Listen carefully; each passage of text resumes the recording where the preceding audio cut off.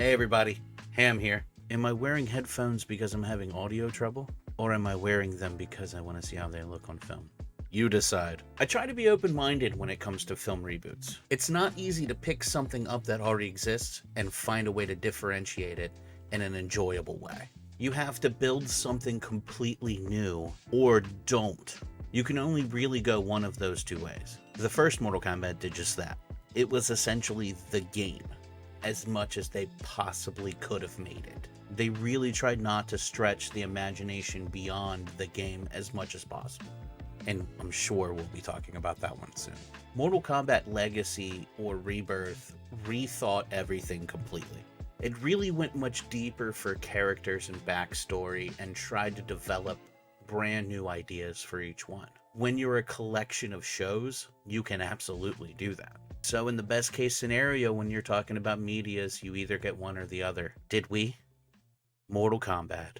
Following the annihilation of the first film series, Mortal Kombat was untouchable. You can assume how that review will go. After Rebirth and Legacy, we were left to wonder what rebooted Mortal Kombat would be. Would they go for realism or mimic the video game? That's a pretty good looking cast. How did the movie turn out? Once again, we learned Scorpius is the world's greatest dad and husband. The Lin Kuei Massacre.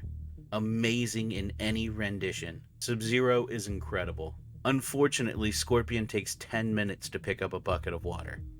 Wait, he's at the house? Why didn't she tell Sub-Zero? They may have been left alone, at least had a chance to survive. She didn't give herself or her children any shot. She didn't even scream. This is terrible. They need to train the ninjas to attack, not just run at the target so he can kill them sequentially. So, amazing, amazing, amazing fight. But they gotta keep in mind, if you do this, if you start the film at 10, you have to be able to match it. Did they? Mortal Kombat. Look, Johnny Cage. Oh, nope, that's just some random guy. Because the series doesn't have enough characters. Taking prize fights for cred and for the love of fighting, wanting to prove himself, you have to make up a new character to fit that? Jack shows up. See? It really is Mortal Kombat. It's snowing. Sub-Zero is here to make sure that the random guy doesn't get to the tournament. Jax grabs him. So now here's where we're going to start explaining a little bit more of the lore and things that are going to be introduced from this movie. Now, you can get on board right now with this symbol stuff, or you can get out of the way. It's completely up to you. For me, I'm going to ride it out. I want to see what happens with this. I'm not exactly mad at it. The thing is, it's kind of messy the way that they've done it before, calling people just chosen ones, especially in a series where you find out 20 minutes later there's 15 more chosen ones that you could have talked to. It's just kind of funny knowing that they went on to do... I mean, the timeline isn't that long, is it? I mean, really, I would like somebody to explain it to me. What's the amount of time it takes from, like, Mortal Kombat to the last Mortal Kombat sequentially, I guess Armageddon? Like, what's that time period? What's the time period from start to finish? I'm really curious, because the thing I want to understand is when you play with the chosen ones for tournaments and the chosen ones for realms and the chosen ones for defenders, when you start playing with that and then immediately introducing new chosen ones over and over and over again, at a certain point, you've lost your definition for chosen one, right? 6 tours. In China? I don't think Sub-Zero cares. Another excellent scene. Not the A start the movie had, but it's good enough to carry some momentum. Lore stuff is always welcome. Just to get it out of the way, Melina freaking rules. Shang Tsung wants efforts to kill the new guy. Visiting Goro is very, very cool. Sonya beats up a wiener dude who doesn't want to win fights, because that's what Mortal Kombat is all about. The marking explanation and images on the wall. Alright, I'm on board. It's all pretty neat. Well, probably the best part of the movie is found. It's Kano. We get a reptile attack. I still prefer Ninja Reptile, but hey, we get a reptile. He is plan B to Sub-Zero, I guess, just 100% less successful. Kano tears the heart out? Yes. Now we are on a journey. Let's find a temple. Sonya easily takes down Kano. Why? This is so silly. Liu Kang looks great. Kano is basically the regular guy in this whole thing. Now we're off to training. So we are starting to drag out a little bit here. This feels like forever since we had that Jackson Sub-Zero head-to-head kind of Mortal Kombat-y fight. The reptile fight was literally just, there's a monster that we can't see. It didn't feel like it necessarily carried the movie in the way that you would want. When you're feeling like, when you're watching an actual combat movie, you expect to have more elements of Mortal Kombat, not 3 people fighting an invisible person, if that makes sense. Even if that invisible person is a giant lizard. Raiden said what we all feel. This group sucks, and who is that guy? Sub-Zero arrives in Kung Lao and Liu Kang, and boom, they stop the possibly awesome fight to slow things back down again. Is Raiden a god or just a dude? Shang Tsung, the shift manager, can attack him and just take over his realm? Now we find out that the powers come from training. So more non-combat Mortal Kombat. I hate to say it this way, but Sonya's really getting on my nerves at this point. The no marking thing is really killing the marking thing. Like, I really got on board with it for a while now with you, and I'm ready to get off the train. No marking is just a complicated element that has been thrown in this movie. It's like just a way to explain how she gets into the tournament. The dude who can barely throw a punch is giving Kung Lao a run for his money. Kano suddenly can't stop tripping. More punchlines. Who cares? Do something, please. Liu Kang has a weird backstory. Unnecessary detail, and it just doesn't seem to fit. What is the point to this? Jack's arms remind me of Deadpool's growing back baby legs. Jax lacks confidence? Again? He talked all that crap to Sub-Zero. Jax is the most inconsistent character emotionally ever. Kano loses control and shoots a beam from his eye? Why not the blades? The metal fix on the reptile cuts makes much more sense. There's a guy literally getting metal arms added to his body. Why wouldn't we cover his reptile scars with metal to repair his face? Sometimes stuff that makes sense makes sense. I mean, seriously, just look at that. Johnny Cage that guy who can't fight also feels super out of place because he still doesn't belong. This still feels forced and super lacking. 30th minutes since the trip to the temple.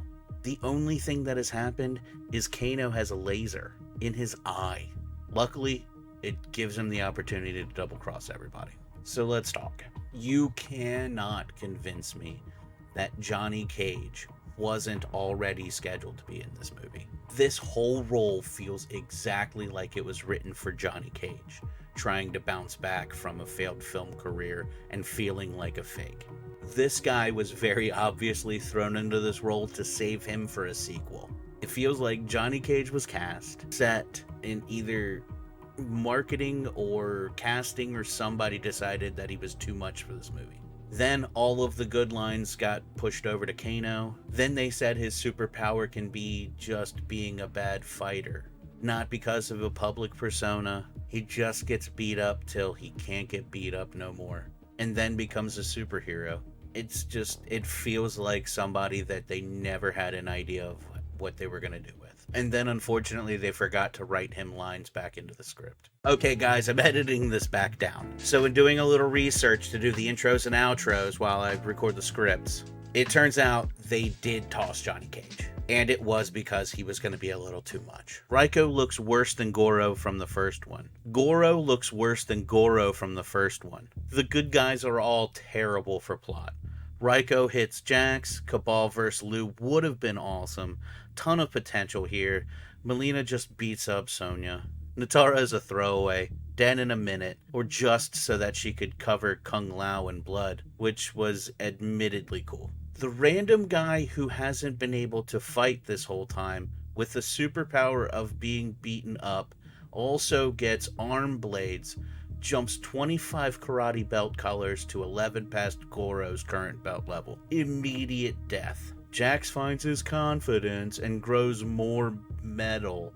Seriously, I said that weird because I was typing in it, but he just grows metal on his arms. Shang Tsung is the most unbelievable sorcerer ever. Nobody will ever be able to stop him.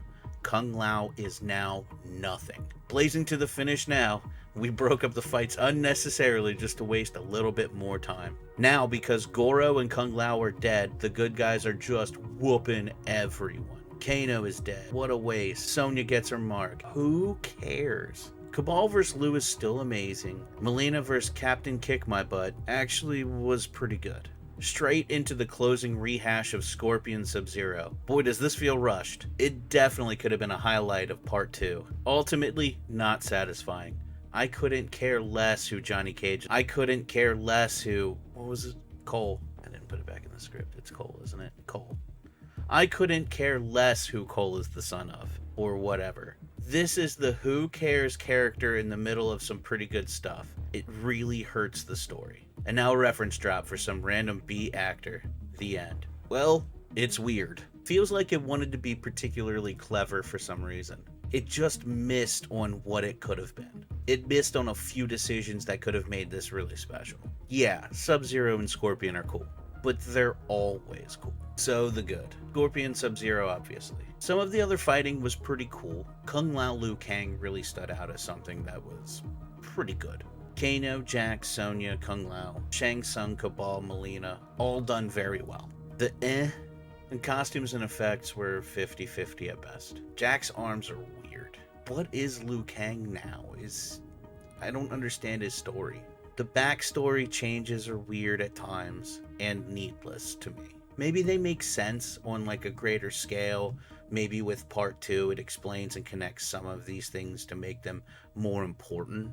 Or maybe if I watch it a few more times, it'll really hit me as something that was really cool that they had included. It's just unnecessary. I mean, not bad, but I mean, it's okay. The bad. Raiko and Goro look awful. Tossing a random new character into a reboot is risky at best. It did not work here. Having a get beat up power is very lame. Especially when he's going up against people that could literally murder him with weapons. And the law. The hour that you get to know that eventually all of the characters will soon be fighting at the same time and rushed completely to a close for the movie. The movie really built you up for this disappointing pace that was coming. And it was, well, rushed. Kung Lao and Kano deaths are unfortunate. Power imbalances are also kind of an issue here. How powerful is Raiden? It definitely feels like Shang Tsung is actually the god, and Raiden is just some sort of a sorcerer trying to protect his temple. Well, video game movie scale here. It definitely needed more balance. It needed more balance in its characters specifically, and more spread out fighting throughout the film. This is a film going into the temple scene that had a B potential that did not look like it could have gotten drugged down. The movie got drugged down. I give it a C. Well, is it better than the first Mortal Kombat, Doom, Resident Evil? We will see. Thank you all for joining, and I hope you had fun listening. Thank you for staying to the end. Still doing reviews multiple times a week. Trying to get in a ham makes food, once a week. If possible, I need to get back into some gaming soon. Maybe crank up some rewrites if I can get some motivation. Anyway, thank you all for watching. I hope you enjoyed the movie, and have a great day.